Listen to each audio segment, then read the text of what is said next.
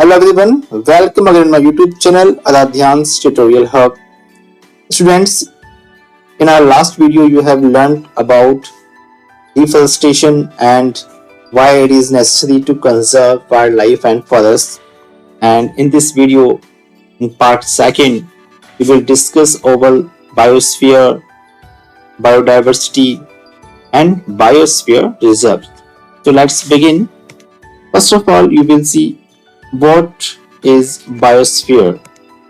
So we can define biosphere is a part of the earth where life exists. Biosphere क्या है? इस अर्थ पर जहां भी लाइफ एग्जिस्ट है, जहां पर भी कोई प्लांट है, एनिमल है, वो पार्ट क्या कहलाएगा? बायोस्फीयर कहलाएगा. ठीक है. Biosphere is also known as ecosphere. Biosphere को हम इकोस्फीयर भी बोल सकते हैं. Biosphere is the world wide sum of all ecosystems. Students, आप जानते हैं इकोसिस्टम्स के बारे में आप पढ़ चुके हैं. तो इस अर्थ पर, इस वर्ल्ड में जितने भी इकोसिस्टम्स हैं, उन सबको कंबाइंड रूप से हम क्या कहेंगे? बायोस्फीयर. यानी हम ये कह सकते हैं कि जितने भी इकोसिस्टम्स हैं वो सब, उन सबको इंक्लूड कर लिया जाए तो वो क्या कहलाएगा? ये पूरा एक ग्रुप होगा, वो बायोस्फीयर कहलाएगा. It means we can say biosphere is a big term, है ना. ये बड़ी चीज है और इकोसिस्टम एक छोटा पार्ट है उसका. Biosphere is constantly changing due to natural and human influences such as climate change, pollution, deforestation and urbanization, etc. Biosphere constantly changing, यानी कि जो बायोस्फीयर है इसका जो फॉर्मेट है वो क्या है? कॉन्स्टेंटली चेंज हो रहा है. और चेंज होने की वजह क्या है? नेचुरल. एक तो कुछ नेचुरल एस्पेक्ट्स हैं, इसके अलावा जो ह्यूमन एक्टिविटीज हैं, जो ह्यूमन इन्फ्लुएंसेस हैं, उनके कारण भी बायोस्फीयर में चेंजेस हो रहे हैं. अब नेचुरल इन्फ्लुएंसेस क्या हो सकते हैं? जैसे क्लाइमेट चेंज होना, है ना. लेकिन ह्यूमन इन्फ्लुएंसेस ज्यादा देखने को मिलेंगे आपको. जैसे कि पॉल्यूशन है, उसको हमने लास्ट वीडियो में डिस्कस किया था कि जो डिफॉरेस्टेशन हो रहा है उसका सबसे बड़ा इशू क्या हो रहा है? उससे पॉल्यूशन हो रहा है ना. और पॉल्यूशन से क्या हो रहा है? पूरा बायोस्फीयर भी चेंज हो रहा है. तो पॉल्यूशन हो गया, डिफॉरेस्टेशन, जिसको हमने लास्ट वीडियो में डिस्कस किया था. इसके अलावा अर्बनाइजेशन मीन्स शहरीकरण. मीन्स जैसे जैसे पॉपुलेशन बढ़ता जा रहा है वैसे वैसे क्या हो रहा है? जनसंख्या बढ़ती जाएगी तो क्या होगा? ज्यादा घर चाहिए होंगे, उनके लिए जंगलों को काटना होगा, साफ करना होगा. तो इस वजह से क्या हो रहा है? डिफॉरेस्टेशन हो रहा है, पॉल्यूशन इंक्रीज हो रहा है, क्लाइमेट चेंज हो रहा है और अल्टीमेटली बायोस्फीयर में भी चेंज होता जा रहा है. ठीक है बच्चों. नेक्स्ट हम देखते हैं बायोम्स. बायोम्स क्या है? तो biomes are smaller units of biosphere.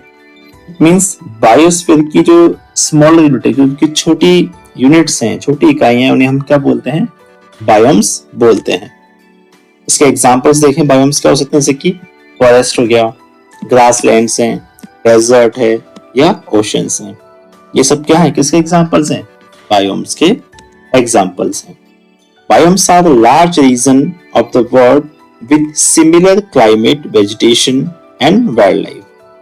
Biomes क्या है? ये लार्ज रीजन्स हैं, बड़े ऐसे क्षेत्र हैं, ऐसे एरियाज हैं वर्ल्ड में जहाँ का क्लाइमेट कैसा होता है? सेम होता है. क्लाइमेट भी सेम होता है, वेजिटेशन सेम होगी वहाँ की, और जो वाइल्ड लाइफ है, जो एनिमल्स हैं या प्लांट्स हैं, वो भी क्या होंगे? वहाँ के सिमिलर होंगे. उन्हें हम क्या कहते हैं? बायोम्स.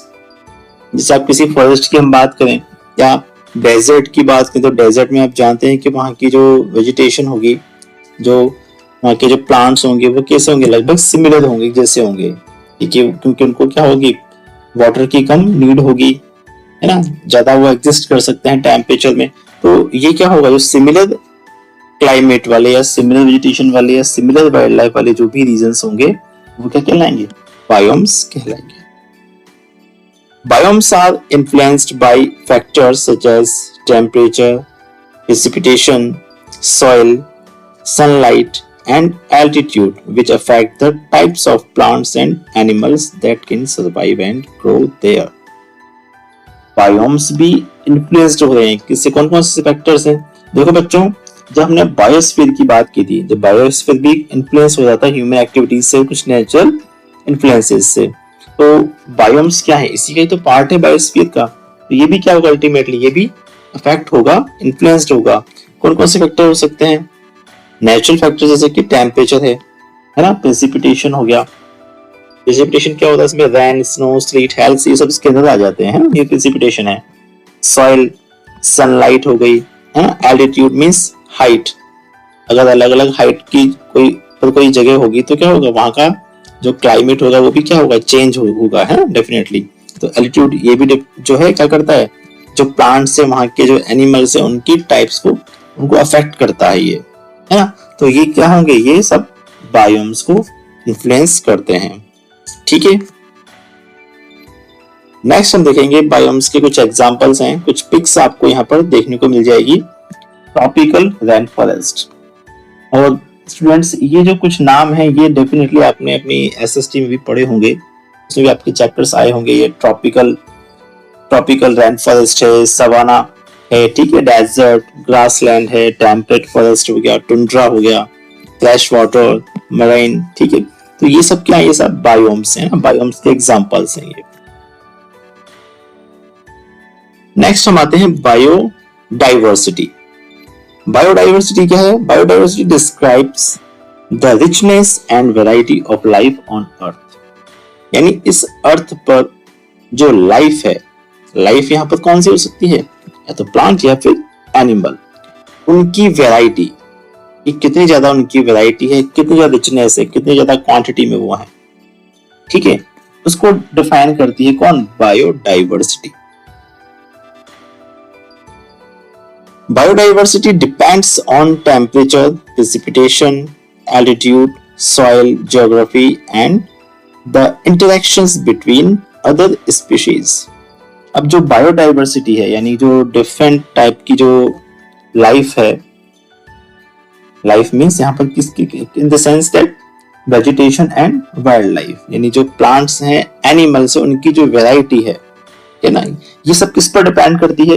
ये डिपेंड करती है टेम्परेचर पर, प्रेसिपिटेशन हो गया, एल्टीट्यूड हो गया, हाइट हो गई, है ना, सॉइल है, वहां का क्या ज्योग्राफी है, वहां का कैसा टेम्परेचर है, कैसी वहां की सॉइल है, कैसा वेजिटेशन है, ये डिपेंड करता है। And the interactions between the other species, और जो वहां की जो वाइल्ड लाइफ है, या वहां की जो एनिमल्स हैं, जो प्लांट्स हैं, वो अदर स्पीशीज के साथ कैसे इंटरेक्ट करते हैं, वहां के एनवायरनमेंट के साथ भी कैसे इंटरेक्ट करते हैं, ये डिफाइन करता है वहां की बायोडाइवर्सिटी को। नेक्स्ट पॉइंट हम इसमें लिख सकते हैं, biodiversity is essential for our survival. अब ये बायोडाइवर्सिटी किसके लिए एसेंशियल है? हमारे सर्वाइवल के लिए भी जरूरी है बायोडाइवर्सिटी, ठीक है, as it provides us with food, क्योंकि इस समय क्या मिल रहा है? फूड मिल रहा है, मेडिसिन मिल रही है हमें प्लांट से ना, क्लीन वाटर है, शेल्टर है, एंड मैनी अदर बेनिफिट्स। किससे मिलते हैं हमें? बायोडाइवर्सिटी से। नेक्स्ट हम आते हैं बायोस्फीयर रिजर्व्स। क्या होते हैं biosphere reserves? Biosphere reserves are areas that are protected from human interventions.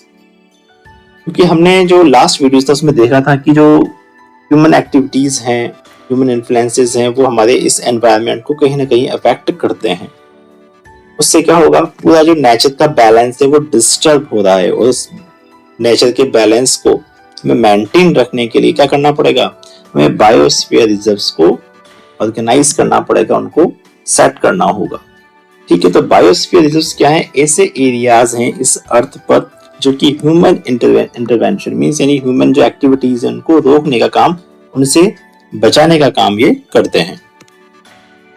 These areas help in the conservation of endangered species, यानी ऐसी स्पीशीज, ऐसी जो एनिमल्स और प्लांट की जो भी प्रजातियां हैं, उनकी जो स्पीशीज हैं, जो कि क्या है? बिल्कुल खतरे के किनारे पर, यानी कि लगभग जो इस अर्थ से गायब होने वाली हैं, वैनिश्ड हो जाएंगी वो, है ना, ऐसे किनारे पर वो खड़ी हुई हैं, वो क्या आती हैं? एंडेंजर्ड स्पीशीज, यानी इनके कुछ अभी अस्तित्व में तो है, लेकिन अगर इन पर ध्यान नहीं दिया गया, ये पूरी तरह से इस अर्थ से खत्म हो जाएंगी। तो ऐसी जो एंडेंजर्ड स्पीशीज हैं, उनके कंजर्वेशन में ये हेल्प करते हैं कौन?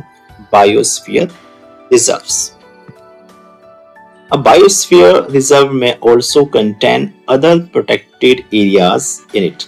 देखो एक बायोस्फीयर रिजर्व में कई सारे प्रोटेक्टेड एरियाज भी हो सकते हैं, है ना, क्योंकि बायोस्फीयर रिजर्व क्या है, अपने आप में बहुत बड़ी टर्म है।